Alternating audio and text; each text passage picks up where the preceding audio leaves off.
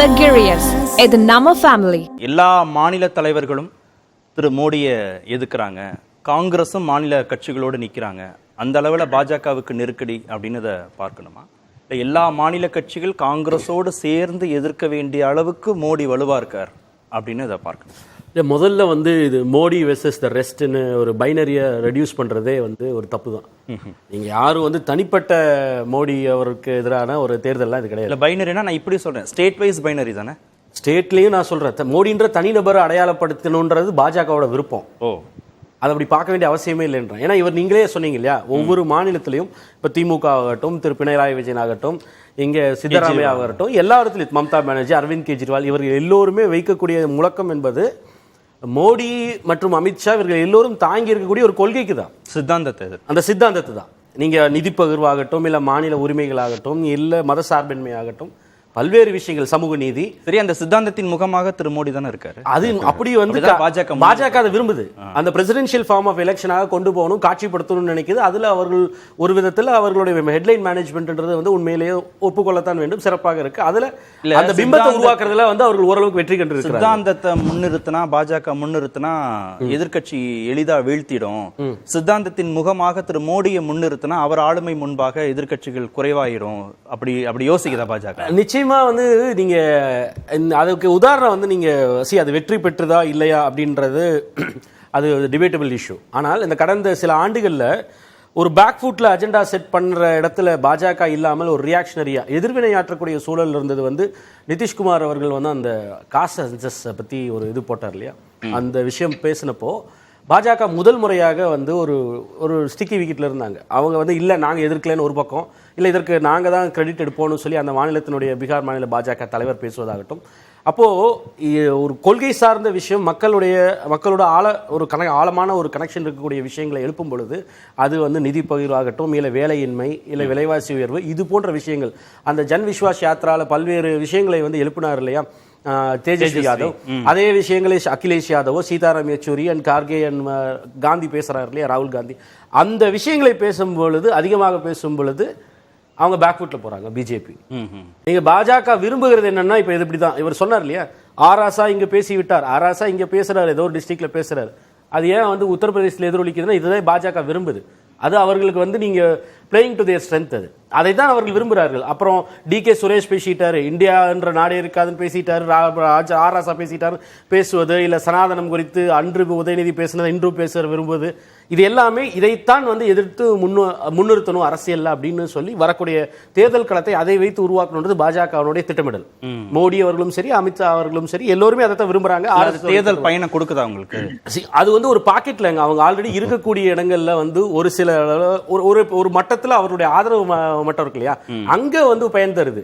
அதனால தான் நான் இன்னைக்கு சொல்றேன், வந்து ராமர் கோயில் பிரச்சனை ஏன் வந்து பெருசா இங்க தமிழ்நாட்டுக்கு வந்தார், ஏன் பேசல? ராமர் கோயில கட்டி கொடுத்ததுக்கு நான் அப்படின்னு சொல்லி மாறு தட்டிக்கலையே.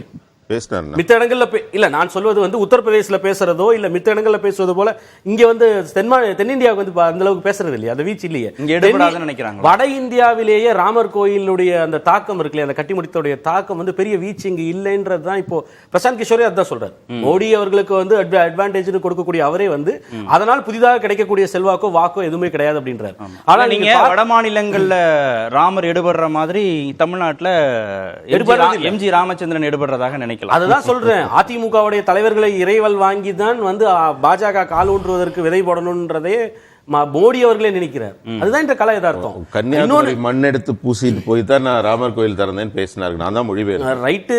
இதை இன்னும் நிறைய பேசினா பரவாயில்ல. ஆனா எதற்கு வந்து மோடி வந்து அம்மையார் எதை ஜெயலலிதாவை வந்து விமர்சனம் செய்தாரோ 2014 அதே இல்ல, நான் பேசி முடிச்சேன் ஸ்ரீகாந்த். அப்போ அதையே வந்து திருப்பி வந்து பேசிட்டு இருக்க வேண்டிய ஒரு சூழல்ல வந்து மோடி இங்க இருக்காரு. ஆனா வட மாநிலங்கள்ல பாத்தீங்கன்னா, நீங்க குறிப்பாக எனக்கு முன்பு பேசியவர்கள் திரு ஷியாம் அவர்களா திரு சுமந்தான் தெரியல, பீகார் குறித்தும் இது மகாராஷ்டிரா குறித்தும் அந்த புள்ளிவரங்களை சொன்னாங்க. அங்க இருக்கக்கூடிய அரசியல் களம் என்பது இன்று மாறி இருக்கிறது. நீங்க நிதிஷை எடுத்தா வந்து பெரிய அளவிற்கு கூட்டணி விலவலத்து பயிற்சி இருக்காது, இல்ல ஜெயந்த் சௌத்ரி வந்தா இருக்காதுன்னு சொல்லதெல்லாம் மாறி இன்று மாறாக வந்து குட் ரிடன்ஸ் நினைக்கிறாங்க. நிதிஷ்குமார் போனது நல்ல வேலை தொலைஞ்சது அப்படின்ற லெவலுக்கு வந்து போன வரைக்கும் பேசக்கூடிய சரின்னு நினைக்கிறாங்க. இன்று அங்க வந்து ஒரு பெரிய பாப்புலர் லீடரா எமர்ஜ் ஆயிருக்கார். இன்று நிதிஷ்குமார் என்பவர் 2019 பிரதமர் வேட்பாளர் என்று பேசப்பட்டவர், ஒருவேளை இந்தியா கூட்டணியில் இருந்திருந்தா அவர் பேரை முன்னிறுத்த வேண்டும்லாம் பேசப்பட்ட நபர் பீகார் தேர்தலில் இன்னைக்கு எங்க இருக்காருன்னே தெரியல. மாறாக அன்று கூட்டணியில் வந்து 2019 பாராளுமன்ற தேர்தலில் இல்லாத இடதுசாரிகள் கூட நிக்கிறாங்க. சிபிஎம்எல் அவர்கள் 12 சீட் ஜெயிச்சிருந்தாங்க இருக்கக்கூடிய அசம்பிளி எலெக்ஷன் கூட்டணி, அதுக்கப்புறம் 20 வந்ததுக்கு அப்புறம் அவர்கள் எல்லோரும் ஒன்றிணைந்து நிற்கிறாங்க. மகா விகாஸ் அகாடி வந்து இங்கே மகாராஷ்டிராவில் ரொம்ப ஒற்றுமையாக இருக்கு. நீங்கள் உடைத்து கூட்டிட்டு வந்த அஜித் பவாரோ இல்ல ஏக்நாத் ஷிண்டேவோ மக்கள் மத்தியில் எடுபடவில்லை. அப்ப இந்த இடங்கள்ல அவர் சொன்ன யார் சொன்னாங்கன்ற அந்த சரியா ஞாபகம் இல்ல.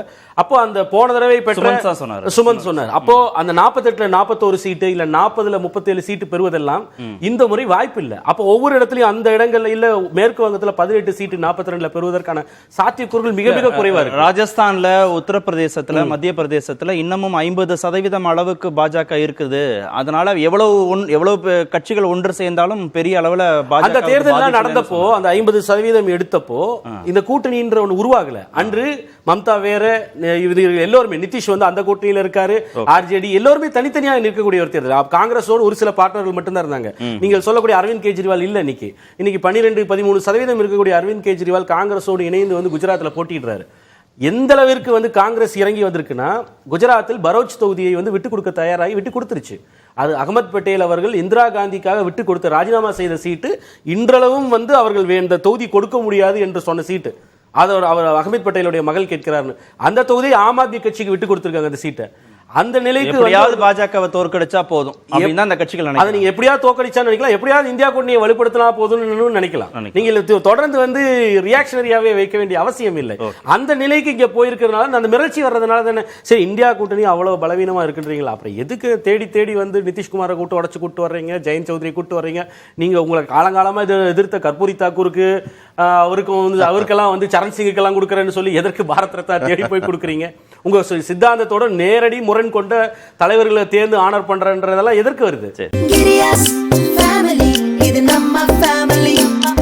அன்புள்ள கிரியஸ், இது நம்ம ஃபேமிலி.